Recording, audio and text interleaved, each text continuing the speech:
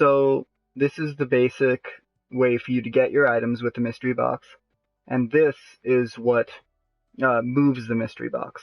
So we'll go with the really basic how to get your items. So this, when you actually get the mystery box, let me show you that first actually. This is the command I use to give you a random score between 1 and 16, which is how my mystery box works. So if you get one of those scores, it'll here, and depending on that number, you'll get the item. And I forget what this does. Oh yeah, this is for that display, which doesn't work right now because of a bug on Bedrock Edition, where if an armor stand is holding an item, it'll also wear it if possible, which is really annoying.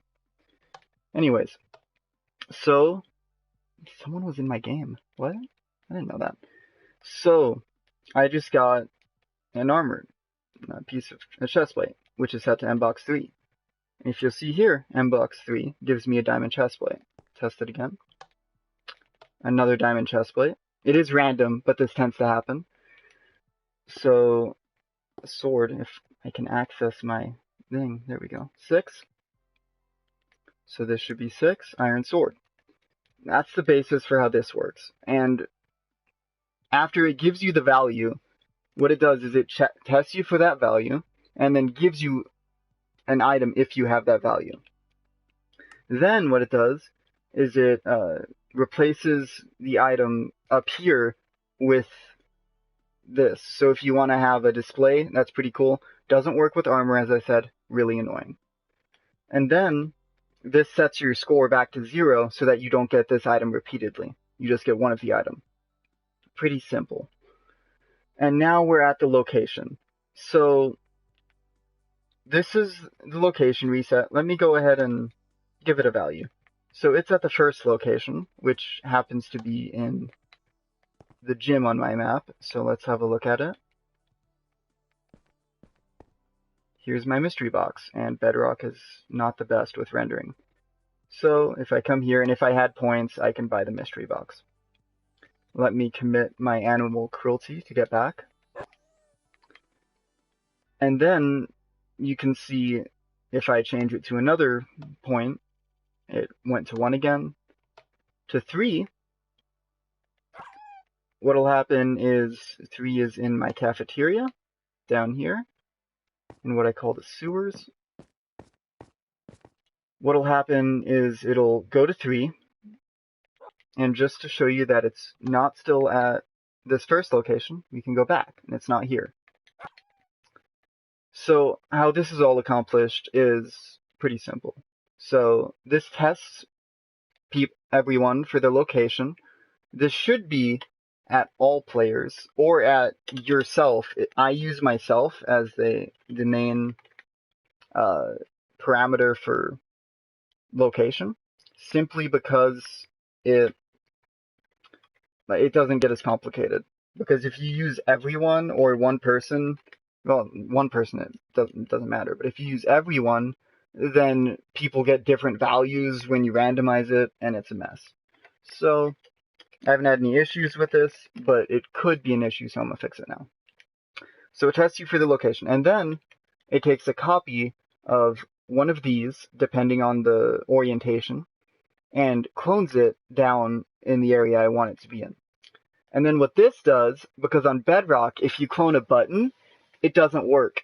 Originally I was cloning a button, and what it does is you can't press the button long enough for it to give out a redstone input. So your mystery box won't actually work. So what this does is it just sets the block to a button, and then it fills in the other places where the mystery box could be with air or stone brick, whatever you want to mask the mystery box location in. So that's how that works in here. Now let's take a look at an actual mystery box from the outside. This is my first mystery box right here. And as you can see, this is where the actual button is. So what this does is it tests you for the money, so you actually can pay for it, gives you the random value, and then it removes your money. And then what this does is it tests for mystery box 15. And my mystery box 15, if you notice, there's only one block for it. And as you can see there, It's labeled teddy bear. And it just, for me, that's all it does right now. I plan to add sounds, but not yet. So what that does is it resets the mystery box, and then it'll give me a random location, just me, for the sake of it doesn't mess everyone up. Then it adds money to give you a refund if you get mystery box. It says it again, I guess. I don't remember. I'll call it doing it twice. I'll have to check in on that. And then this sets mine. It should set just mine. Appears I didn't make this fix everywhere. But then it sets. Oh no, it should set at the nearest player. Never mind. It sets at the nearest player mbox 0 again, just to reset this value. I thought it said m location, which is the score, but I used for that. So I got caught. No. So it's a pretty simple system, but it takes a lot of commands, and it gets more complicated if you go more locations. So for instance, let me show you this, it's pretty important. My second location, which is the worst to get by the way, is the most complicated one. Because when you get a teddy bear in a mystery box, you don't ever get to the same location you were just in. So this is where my normal second mystery box is normally. And if I come back here, you can see it's quite a bit longer. And that is because I can't randomize between 1 and the other one. I can randomize between 2 and 3. With my third slot, I can randomize between 1 and 2. But this one, if I randomize between 1 and 3, it's an issue. So what I do here is same process to start it off with. Then it sets random end location. Should just be me. I'm amazed this hasn't caused issues yet. Otherwise I would have fixed it. Then it adds money, just like normal. Says that buy. Then it sets them back to 0. And it tests for M location 2. And if you have M location 2, what it'll do is it'll add M location. It'll just add 1 to make it 3. So this doesn't actually, where is it? This randomizes between 1 and 2. But the issue is, if you randomize between 1 and 3, same issue as I explained earlier.